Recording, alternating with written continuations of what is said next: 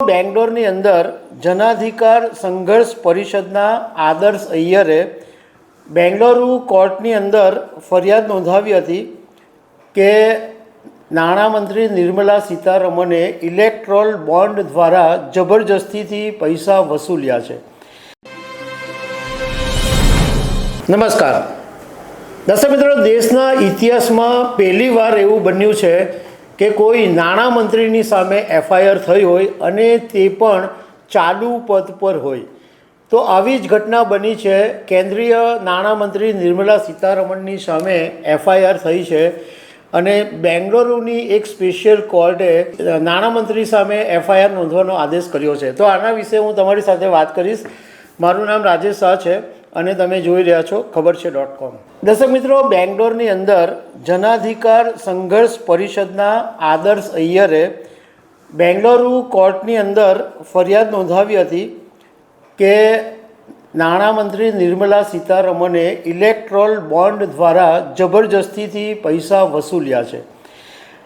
એમણે બેંગલુરુની 42મી એસીએમએમ કોર્ટની અંદર ફરિયાદ કરી હતી અને માત્ર નિર્મલા સીતારમણની સામે નહીં પરંતુ બીજા અન્ય લોકોની સામે પણ ફરિયાદ કરવામાં આવી, જેની અંદર ઈડીના અધિકારીઓ, ભાજપના રાષ્ટ્રીય અધ્યક્ષ જેપી નડ્ડા, ભાજપના રાષ્ટ્રીય નેતાઓ અને કર્ણાટક ભાજપના તત્કાલીન પ્રદેશ પ્રમુખ નલિન કુમાર કટીલ અને બીવાય વિજેન્દ્ર, આ બધાની સામે પણ ફરિયાદ કરવામાં આવી છે। હવે આ જે સંઘર્ષ સમિતિ છે, જનાધિકાર સંઘર્ષ પરિષદ, એણે કોર્ટમાં જે ફરિયાદ કરી એમાં એવો આરોપ લગાવવામાં આવ્યો છે કે એપ્રિલ 2019થી ઓગસ્ટ 2022 સુધીમાં બિઝનેસમેન અનિલ અગ્રવાલની કંપની પાસેથી 230 કરોડ રૂપિયા અને ઓરબિંદો ફાર્મસી પાસેથી 49 કરોડ રૂપિયા ચૂંટણી બોન્ડના દ્વારા વસૂલવામાં આવ્યા હતા।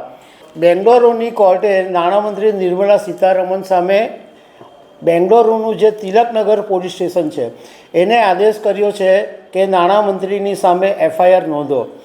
હવે આગામી સુનાવણી જે થવાની છે એ 10 ઓક્ટોબરે થવાની છે। હવે સ્વાભાવિક રીતના આ દેશના ઇતિહાસમાં પહેલીવાર ઘટના બની કે નાણામંત્રીની સામે એફઆઈઆર થઈ એટલે રાજકારણમાં પણ ગરમાટો આવી ગયો છે। કર્ણાટકમાં કોંગ્રેસની સરકાર છે અને કર્ણાટકના મુખ્યમંત્રી સિદ્ધારમૈયાએ જ્યારે આ ન્યૂઝ વાયરલ થયા એ પછી એમણે નાણામંત્રી નિર્મલા સીતારમણનું રાજીનામું પણ માંગ્યું છે।